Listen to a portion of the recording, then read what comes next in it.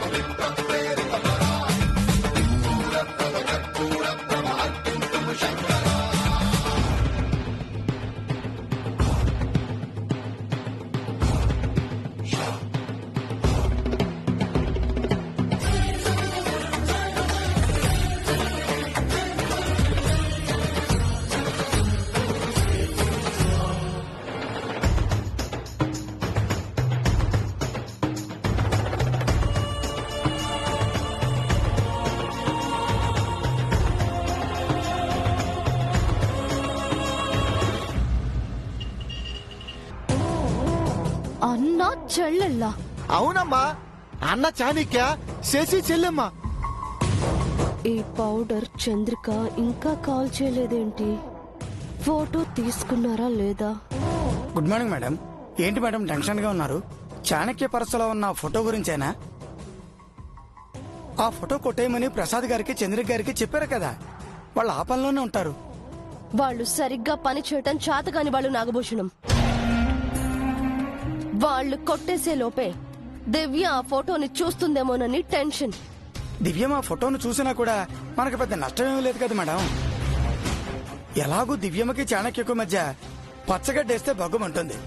వాళ్లే వారసులని తెలుసుకున్న మాత్రం ఆ దివ్యం ఏం చేయగలదు? చాణక్య చండీ యాగం చేయడు కదా. పైగా తమ పూర్వీకులు పెట్టిన శాపానికి తన చెల్లెలే బలి అవుతుందని దివ్య అభియులపై మరింత కోపం పెంచుకుంటాడు కదా. అక్కడే నువ్వు పొరబడుతున్నావు నాగభూషణం. ఈ సమస్యని మనము 2 రకాలుగా చూడాలి. మొదటిది, శాపం పెట్టింది తమ పూర్వీకులే అని తెలిసిన మరుక్షణం చాణక్య శశిలు పశ్చాత్తాపడొచ్చు. ఎందుకంటే ఆ శాపంతో చాలా మంది చనిపోయారు. అదే శాపం ఇప్పుడు తన చెల్లెల్ని బలి తీసుకుంటుంది అని తెలిసాక కూడా చండీ యాగం చేయకుండా చాణక్య ఉండడు కదా. పైగా శశి మెడలో తాళి కట్టడానికి అభి సస్సేమిరా అన్నాడు. అందుకు కారణం శాపమని తెలిస్తే అభిపై చాణక్యకు రెట్టింపు గౌరవం కలుగుతుంది. ఇక రెండోది, నిజానికి శాపం శశికి కాదు దివ్యకు అని తెలిస్తే చాణక్య మరింత కరిగిపోతాడు. ఆ నిజాన్ని మనసులో దాచుకుని మదన పడిన అభిని హగ్ చేసుకుంటాడు. మనసులో దివ్యపై కొండంత ప్రేమను పెంచుకున్న చాణక్య ఆ దివ్యని పోగొట్టుకోలేడు. చండీ యాగం చేసి బ్రతికించుకుంటాడు. నాకు కనిపించే ఈ 2 సాక్ష్యాలు దివ్య అభిలకే అనుకూలంగా ఉన్నాయి. చండీ యాగం చేసి శాపాన్ని పోగొట్టుకుని ఆ 2 జంటలు హాయిగా కాపురం చేస్తూ పిల్లల్ని కంటూ సంతోషంగా ఉంటే చూసి తట్టుకోవడం నా వల్ల కాదు. అది నా చావు కంటే భయంకరమైనది. అందుకే దివ్యకి అభికి వారసులెవరో తెలియకుండా చెయ్యాలి. చండీ యాగం జరగకూడదు. శాపంతో ఆ దివ్య చావాలి. అప్పటి వరకు ఆ 2 జంటలు కొట్టుకొని చావాలి. ఇది జరగాలి అంటే చాణక్య దగ్గరున్న ఫోటో దివ్య చూడకూడదు, అభి కూడా చూడకూడదు. టెన్షన్ పడకండి మేడం. ప్రసాద్ చంద్రిక గారు ఎలాగైనా ఫోటోను కొట్టేస్తారు. వాళ్ళకి ఫోన్ చేయి నాగభూషణం. ఆ ఫోటో కొట్టేయకపోతే వాళ్ళని చంపేస్తాను అని చెప్పు. ఫోటో దివ్య కంట పడితే వాళ్ళ కంఠాలు తెగిపోతాయని చెప్పు. Okay madam.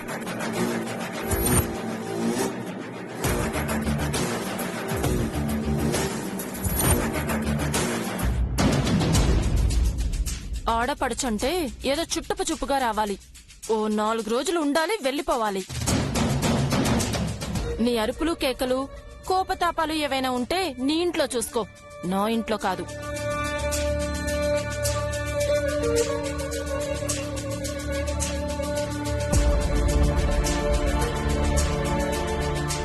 దివ్యమ్మా,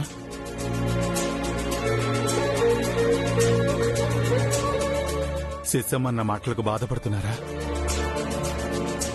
శశిని ఎలా బ్రతికించుకోవాలా అని ఆలోచిస్తున్నాను చారుకేశ. ఏ పాపం చేయని శశి ఎందుకు చావాలి? ఆ శాపం నాకెందుకు రాలేదు అని బాధపడుతున్నాను. ఆ శాపం మీకేనమ్మా. యాగం చేయకపోతే చనిపోయేది మీరే. మా అమ్మ ఎంత కష్టమైనా తను బాధపడేదే తప్ప ఎదుటి వాళ్ళని కష్టపెట్టలేదు. ఆఖరికి తనకి చెడు చేయాలని చూసిన పిన్నిని, అమ్మమ్మను, తాతయ్యను చిరునవ్వుతో క్షమించిందే తప్ప చిన్న మాట కూడా అనలేదు. అలాంటి మంచిదాని కడుపులో పుట్టిన నేను నా చేతులతో ఒక అమాయకురాలిని శాపానికి, చావుకి అప్పగించాను. అమ్మ నన్ను క్షమించదు చారుకేశ. శాపాన్ని ఆపాలని ఎంతో ప్రయత్నించాం. ఎక్కడెక్కడో తిరిగాం. వారసుడి దగ్గరే ఆగిపోయాం. వాళ్ళని కనిపెట్టలేకపోతున్నాం. అసలైన శాపం ఇదే చారుకేశ. పరిష్కారం తెలిసి కూడా ప్రయత్నం ఆగిపోవడమే అన్నింటికంటే పెద్ద శాపం. అదేం లేదు దివ్యమ్మా, ఫోటో దొరికింది కదా, ఆ ఆధారంతో వారసులు వెతుకుదాం. అభిబాబు ఆ పనిలోనే ఉన్నారు. అన్నయ్య మాత్రం ఏమని వెతుకుతాడు? ఫోటోని పేపర్లో వేసినా, టీవీలో చూపించినా పిన్ని చూసేస్తుంది. వారసుని మనం కలవకుండా అడ్డుపడుతుంది. వాళ్ళని చంపినా చంపేస్తుంది. ఇక ఏ రకంగా వారసుల్ని కనిపెట్టాలో అర్థం కావడం లేదు. దారులన్నీ మూసుకుపోయినట్టు అనిపిస్తోంది.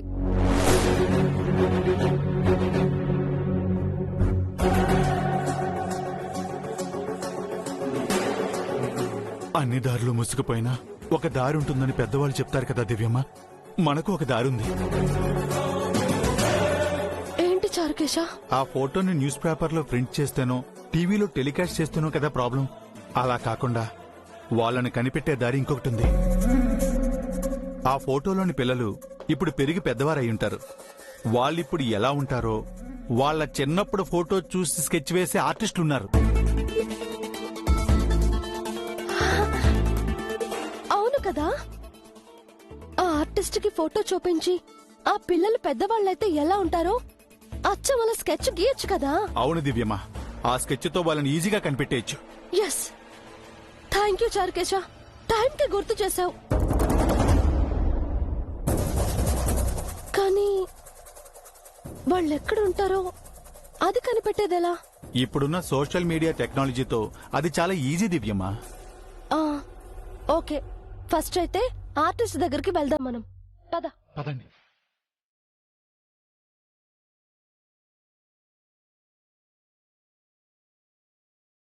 హలో,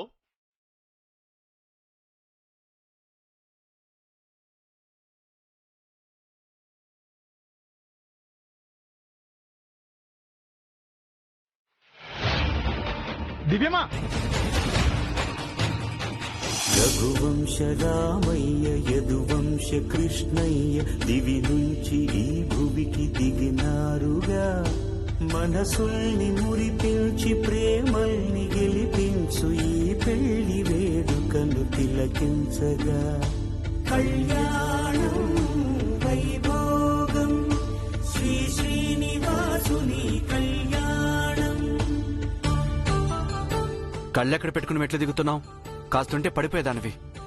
తాళి కట్టిన చేతులు కంటికి రెప్పలా కాపాడతాయన్న నమ్మకం అండి. చా, నీకు నిజంగా అంత పతిభక్తి ఉందంటే నేను నమ్మను. అవును, ఇంత పరధ్యానంగా ఎక్కడికి బయలుదేరావు? బయటికి వెళ్లే ముందు ఎక్కడికైనా అడగకూడదండి. అనుకున్నాను. నువ్వెక్కడికి వెళ్ళినా తిరిగి తిరిగి నా దగ్గరికి రావాల్సిందే.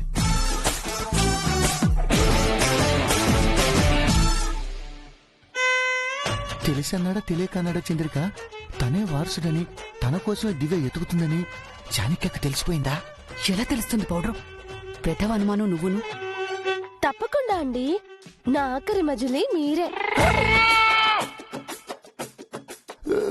దివ్య కూడా అదే డైలాగు. అంటే చాణక్య వారసుడని దివ్యకి తెలిసిపోయిందా? పౌడ్రు, నా కోపం తెప్పించుకో. దివ్యకి నిజం తెలిస్తే కామ్గా ఉంటుందా? ఈ డైలాగులకేం తక్కువ లేదు. చారుకేసా సార్? సార్ మీరేంటో మీ జాబ్ ఏంటో బొత్తిగా అర్థం కావట్లేదు సార్. పిఏ జాబే సార్. మరి ఆఫీస్ లో ఉండకుండా ఇంట్లో ఏం చేస్తున్నారు సార్? అంటే ఆ అమ్మాయి గారు అభిబాబు ఇంట్లోనే ఉన్నారు కదా సార్. అమ్మాయి గారు ఉన్నారు సరే, మీ బాబు గారు ఎక్కడ? తెలీదు సార్. బాస్ ఏం చేస్తున్నారో పిఏ గారికి తెలీదు. నా మాజీ పిఏ గారు తన మాజీ బాస్ దగ్గర చాలా విషయాలు దాస్తున్నారు. అబ్బే అలాంటిది ఏం లేదండి. ఏ ఉందో ఏమి లేదో త్వరలోనే తేలుస్తాను. ఎక్కడికో బయలుదేరారు కదా, వెళ్ళండి. వెళ్ళొస్తానండి. అలాగేనండి. క్షేమంగా వెళ్ళి లాభంగా రండి. Thank you sir. అయ్యో, నాకు థ్యాంక్స్ ఎందుకు సార్? ఏదో ఒక రోజు పెద్ద సారీ చెప్పించుకుంటాను.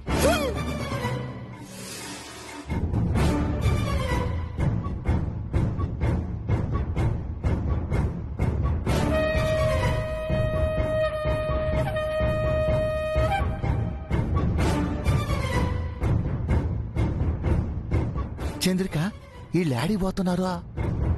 వారసుల్ని వెతకడానికేనేమో. వాళ్ళ ఇంట్లోనేగా ఉన్నారా? ఆ విషయం వాళ్ళకి తెలియదు కదా.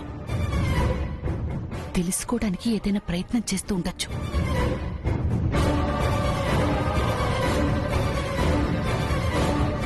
ఏం చేసినా తనకు చెప్పమని నిత్య చెప్పిందిగా.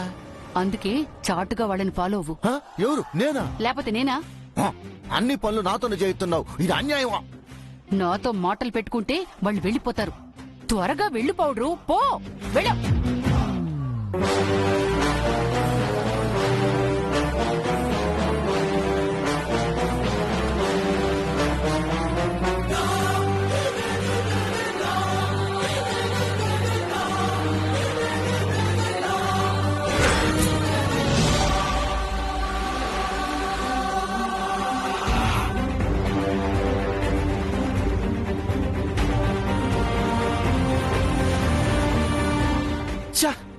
వెళ్ళిపోయారే.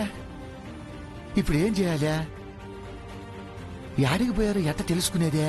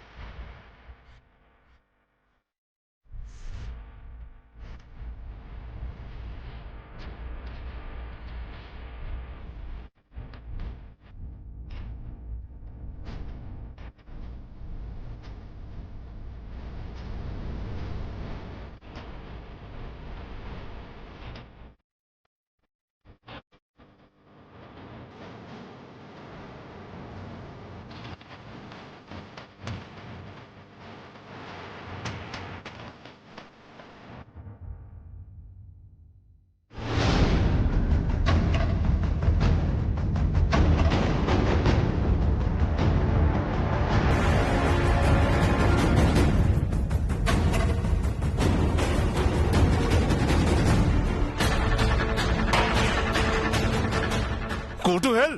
ఏమైంది సార్? మూడ్ బాలేదు. అనుకున్నట్టు పెయింటింగ్ రావట్లేదు. క్యాన్సిల్ చెయ్యి.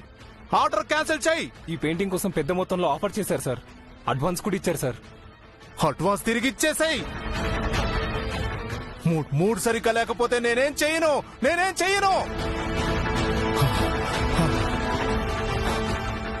చెయ్యలేను.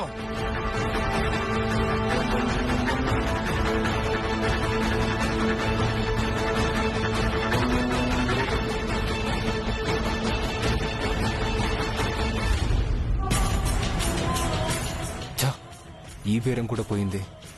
ఈయన ఆర్టిస్ట్ కాదు, మూడిస్ట్.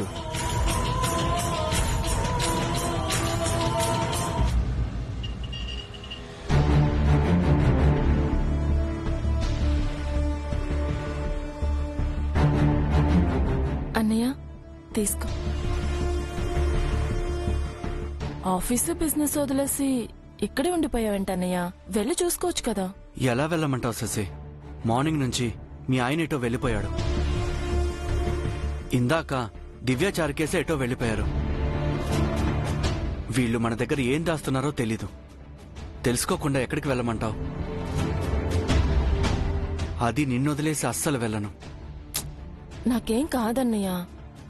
నా గురించి నీ బిజినెస్ పాడు చేసుకోకు. నీకంటే నాకు బిజినెస్ ఎక్కువ కాదమ్మా. పోయిందంతా సంపాదించాను. ఇంకా సంపాదించాల్సిన అవసరం లేదు.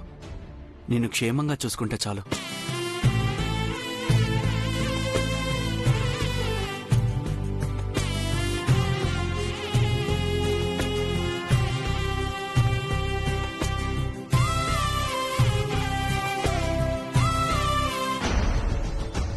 దివ్యను చారుకేశను ఫాలో అవ్వమని చెప్తే వెనక్కొచ్చారు. చాణిక్య హాల్లో ఉన్నాడు. కనీసం పైకి వెళ్లి పర్సులో ఉన్న ఫోటో అయినా తీసుకురండి. ఏంది నేనా? మరి నేనా? అదేంది? అది నీ ఊతపదం చేసుకున్నావా? ఫోటో సంగతి ఏమైందని ఆ నాగభూషణం ఇప్పటికి 40 సార్లు ఫోన్ చేశాడు. నిత్య కోపంగా ఉందిట. త్వరగా వెళ్ళండి. వెళ్ళక సస్తానా? ఈసారి ఫోటోతోనే రండి. ప్రయత్నిస్తాను. వెళ్ళు.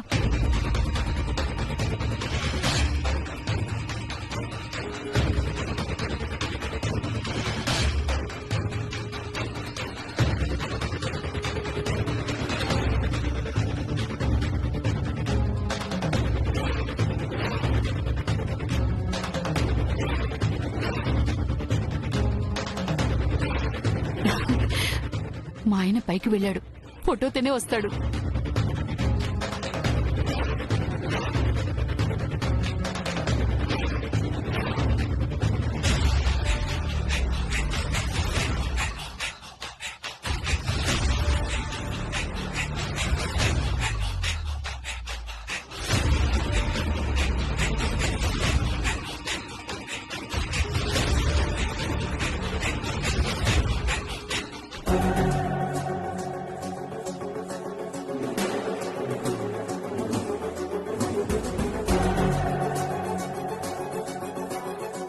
ఏమైందన్నయ్య? క్రెడిట్ కార్డ్ డీటెయిల్స్ ఎంటర్ చేయాలి. పర్స్ పైనే పెట్టి వచ్చినట్టున్నాను. నువ్వు కూర్చో అన్నయ్య, నేను వెళ్ళి తీసుకొస్తాను. పర్లేదమ్మా, నేను తీసుకొచ్చుకుంటాను.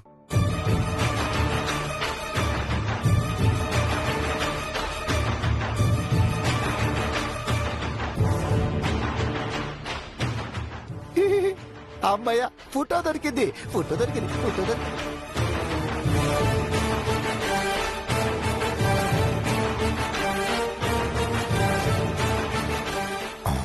అమ్మో.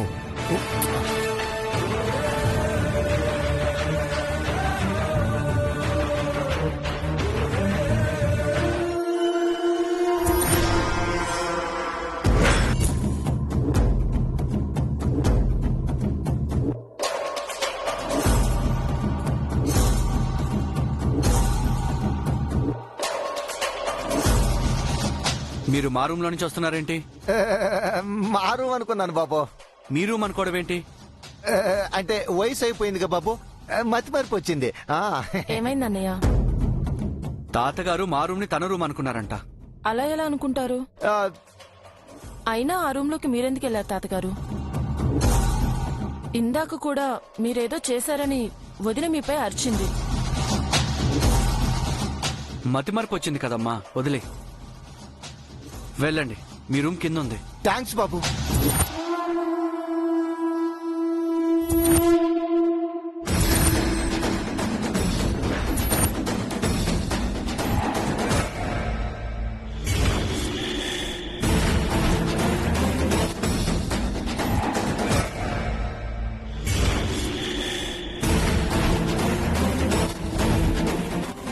ఏమైంది తాతగారు? వయసు అయిపోయింది కదా బాబు, ఒళ్ళు కూడా తోలుతుంది.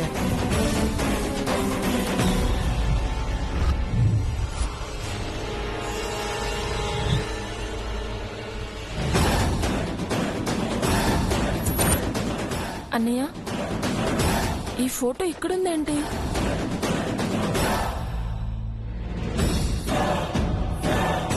పర్సులో ఉన్న ఫోటో బయటికి ఎలా వచ్చింది?